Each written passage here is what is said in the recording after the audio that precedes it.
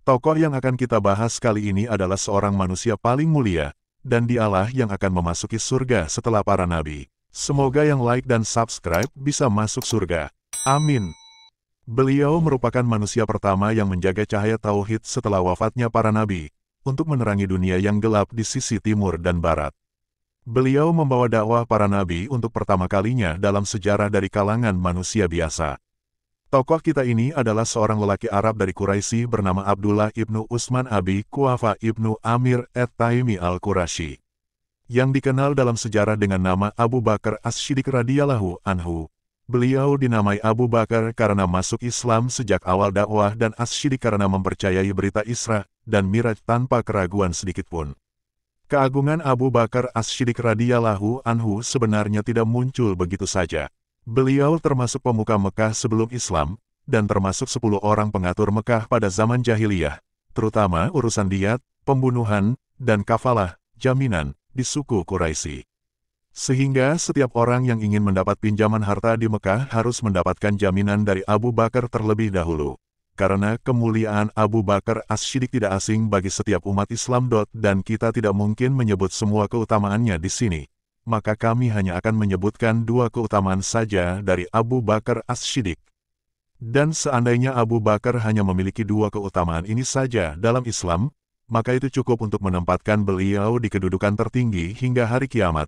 Keutamaan pertama Abu Bakar As-Siddiq radhiyallahu anhu, yang juga merupakan jasanya atas saya, Anda, dan seluruh umat Islam bahkan atas seluruh umat manusia, adalah keteguhannya saat menyelamatkan umat manusia dari kejatuhan ke dalam kebodohan, tepatnya setelah selesainya zaman kenabian dan setelah terputusnya wahyu untuk selamanya. Sebelumnya, Allah telah mengutus para nabi membawa dakwah tauhid. Sebagian manusia lalu mengimani dan sebagian lainnya tetap pada kekafiran. Namun, kebanyakan orang yang beriman itu tergelincir dalam kesesatan setelah wafatnya nabi mereka. Lalu mereka merubah agama Allah baik sengaja ataupun tidak sengaja. Seperti kaum Arab yang menyekutukan Allah setelah wafatnya Nabiullah Ibrahim alaihi salam. Dan kaum Nasrani menyembah Isa alaihi salam setelah Allah mengangkatnya ke langit. Bahkan Bani Israel menyembah patung anak sapi saat kepergian Musa selama 40 hari saja.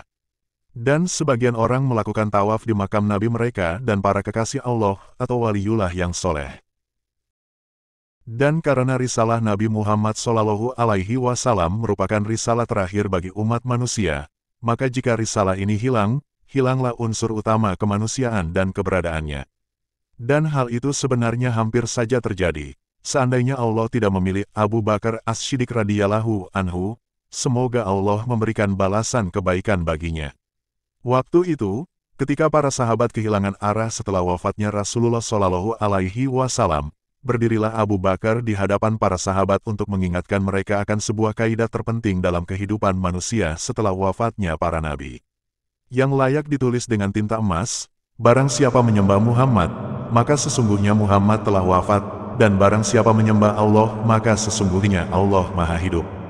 Ucapan yang sering kita dengar dan kita baca ini adalah ungkapan yang dengannya Allah menjaga agama ini, melalui lisan Abu Bakar As-Siddiq radhiyallahu anhu. Dan inilah ungkapan yang Allah ajarkan melalui lisan Abu Bakar As-Siddiq radhiyallahu anhu supaya agama ini sampai kepada kita semua. Sekarang, sudahkah kita mengerti derajat keagungan Abu Bakar? Hal kedua yang membuat Abu Bakar As-Siddiq radhiyallahu anhu menjadi manusia paling mulia setelah para nabi dan rasul adalah karena Abu Bakar merupakan manusia pertama dalam sejarah yang dapat meraih kemenangan mutlak dalam waktu bersamaan atas dia kekuatan yang menguasai dunia di timur dan barat. Sebelumnya ada sebuah teori dalam dunia militer yang telah diyakini sejak dahulu yang masih diajarkan di beberapa akademi militer modern, yaitu janganlah menghadapi lebih dari 1 pertempuran dalam waktu bersamaan. Seperti Napoleon Bonaparte yang mengalami kekalahan telak saat membuka pertempuran kedua melawan Kekaisaran Rusia, dan pasukan Adolf Hitler mengalami kehancuran saat membuka pertempuran Stalingrad di timur dan Eropa di barat secara bersamaan. Namun, Abu Bakar As-Siddiq radhiyallahu anhu merupakan pemimpin pasukan pertama dalam sejarah yang dapat mematahkan teori militer ini dengan memerangi 2 pasukan terbesar di dunia saat itu di waktu yang bersamaan. Maka setelah Persia dan Romawi menolak Islam untuk sampai kepada rakyat mereka yang tertindas, Abu Bakar memutuskan untuk mengirim pasukannya. Maka dihantamlah benteng-benteng Persia di timur dengan satu pasukan di bawah komando panglima yang menyejarah Khalid bin Walid radhiyallahu anhu, dan digetarkan segenap wilayah Romawi di barat oleh pasukan di bawah komando Abu Ubaidah bin Jarrah. Dan tidak berselang lama semenjak Abu Bakar mengumumkan perang melawan Kekaisaran Persia dan Romawi hingga Islam menjadi negara terkuat di dunia saat itu. Sekarang fahamkah Anda bagaimana derajat keagungan Abu Bakar As-Siddiq dan mengertikah Anda mengapa Rasulullah Shallallahu Alaihi Wasallam memilih Abu Bakar untuk menjadi imam? Karena orang inilah adalah manusia pertama yang menjaga cahaya tauhid sepeninggal para nabi untuk dibawa ke seluruh penjuru dunia. Dan satu hal yang penting untuk kita ketahui bahwa Abu Bakar As-Siddiq bukanlah orang terakhir yang mampu menghadapi dua kekaisaran sekaligus, karena telah datang seorang lelaki dari negeri Muslim, Maroko.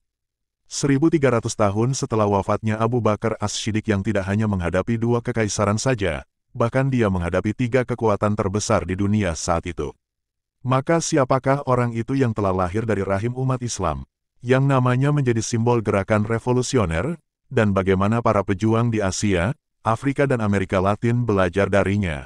Anda bisa menyaksikan video kami sebelumnya dengan judul, Berani Melihat Wajah Sejati Bapak Perang Gerilya.